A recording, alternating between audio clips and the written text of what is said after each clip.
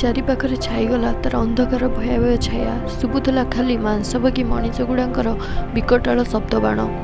ନା, ସେଗୁଡ଼ାକ ଶବ୍ଦ ନୁହେଁ, ଗୋଟେ ନାରୀର ମାନସିକତାକୁ ଦଂଶନ କରୁଥିବା ତୀକ୍ଷ୍ଣ ହତିଆର। ହଠାତ୍ ଲାଗୁଥିଲା ଯେମିତି ପୃଥିବୀରେ ସମସ୍ତ ଶକ୍ତି ମିଶି ତା ଉପରେ ବଳ ପ୍ରୟୋଗ କରି ତାକୁ ଆତ୍ମସମର୍ପଣ କରିବାକୁ ବାଧ୍ୟ କରୁଛନ୍ତି। ପ୍ରଥମ ଥର ପାଇଁ ଅନୁଭବ କରୁଥିଲା, କ'ଣ ନାରୀ ସତରେ ଦୁର୍ବଳା? ନା, ସେ ନୁହଁ, ଏ ଦାନବ ଗହଣରୁ ନିଜକୁ ରକ୍ଷା କରିବ।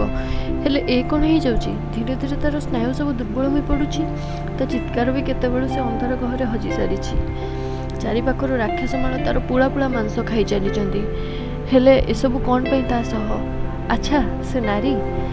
ହେଲେ ଏତେ କଷ୍ଟ ପାଇବା ପୂର୍ବରୁ ତାକୁ ଗର୍ଭଗୃହରୁ ଭ୍ରୂଣାବସ୍ଥାରୁ ମାରି ଦିଆଗଲା ନାହିଁ କାହିଁକି? କାହିଁକି ପୁରୁଷ ସମାଜର ସେଇ କେତୋଟି ଦାନବ ସହ ଲଢ଼ିବାକୁ ତାକୁ ଶକ୍ତି ଦିଆଗଲା ନାହିଁ? ଏଥିରେ ତାର ଭୁଲ କେଉଁଠି ରହିଗଲା? ଖାଲି ଶାରୀରିକ ତୃଷା ମେଣ୍ଟିବା ପାଇଁ ତାକୁ ବଳି ଦେବା କେତେ ଦୂର ଠିକ୍? ଏଠି ନାରୀ ଉପରେ ନିଜର ପ୍ରଭାବଶାଳୀ ଗୁଣବତ୍ତାର ଅହଙ୍କାରକୁ ରୂପରେଖ ଦେଇ କାହାର ମୃତ୍ୟୁ ଘଟିଲା? ଜଣେ ନାରୀର ନା ପୁରୁଷତ୍ୱର?